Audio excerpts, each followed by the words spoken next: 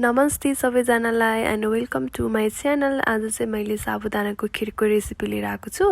Happy श्रावण सबैजनालाई, बोलबम।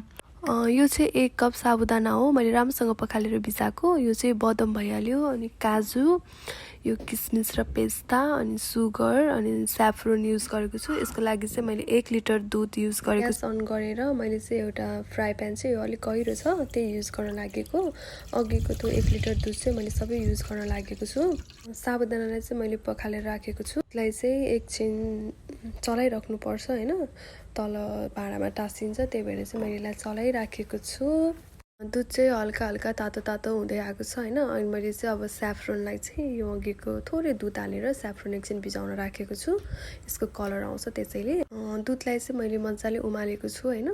फेरि साबुदाना राख्दाखेरि चाहिँ फाट्ने प्रब्लम हुन्छ, त्यही भएर चाहिँ मैले दुधलाई राम्रोसँग उमालेर घटिरहेको छ है दुध अलिअलि। अब चाहिँ यसमा साबुदाना राख्ने, मैले चाहिँ राखिसकेँ। भिडियोको क्लिप चाहिँ मिसिङ भयो, आइएम सरी। अब यसलाई चाहिँ मैले हल्का हातले चलाइरहेको छु। यसलाई चाहिँ अब हल्का हातले चलाउनु पर्छ, न त चलाएन भने चाहिँ भाँडामा लाग्छ। त्यसैले चाहिँ यसलाई अलि बेर चलाइ पकाउनुपर्छ मजाले। धेरै बेर पनि पकाउनु हुँदैन, फेरि साबुदाना नमिठो हुन्छ हैन। त्यसैले चाहिँ यसलाई हल्का हातले चलाइराख्ने बिस्तारै बिस्तारै। अनि छेउछेउमा चाहिँ तर जस्तो लागेको छ, अनि त्यसलाई पनि निकालिरहेको छु मैले।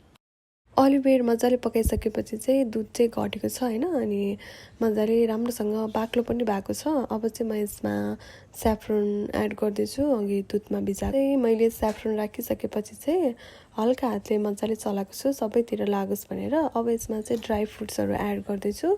अघिको पिस्ता, किसमिस, बदम, काजु, अनि सुगर पनि राखेको छु। सुगर चाहिँ अब मलाई खासै धेरै गुलियो मन नपर्ने भएर थोरै राखेको छु। ड्राई फ्रुट्स चाहिँ सबै राखिसकेपछि चाहिँ सबै कुरा राखिसकेपछि चाहिँ अब म यसलाई चाहिँ राम्रोसँग चलाइरहेको छु हल्का हातले, सबै ड्राई फ्रुट्सहरू चाहिँ सबैतिर लागोस् भनेर। अनि यसलाई चाहिँ म एकचोटि उमाल्छु, हल्का उमाल्छु हैन। त्यस्तो उमाल्ने ठुलो ग्यास बनाएर यसरी उमाल्ने हैन, सानो ग्यास बनाएर चलाइ उमाल्छु। यसलाई चाहिँ मैले सानो ग्यास बनाएर हल्का हात चलाइ दुध चाहिँ उमालेको छु हैन। साबुदाना चाहिँ राम्रोसँग पाकिसक्यो। यो चाहिँ अब लगभग रेडी भइसक्यो।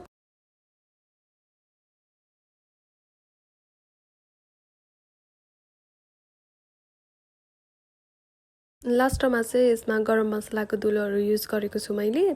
यसलाई राखेर चाहिँ राम्रोसँग चलाउने। ग्यास चाहिँ मैले अफ गरिसकेँ। अनि हाम्रो साबुदानाको खिर रेडी भइसक्यो। यम्मी यम्मी खिर चाहिँ रेडी भइसक्यो हैन। अब एकछिन यो अलिक तातो छ, यसलाई चाहिँ म एकछिन सेलाउन छोडिदिन्छु। मैले चाहिँ यसरी सर्भ गरेको छु खिरलाई। हजुरहरूलाई चाहिँ यो रेसिपी मन पर्यो भने प्लिज एकचोटि ट्राई गर्नुहोस्, आफ्नो फ्यामिली फ्रेन्डसँग इन्जोय गर्नुहोला। र मेरो च्यानललाई पनि सब्सक्राइब गरिदिनु होला। Stay safe everyone.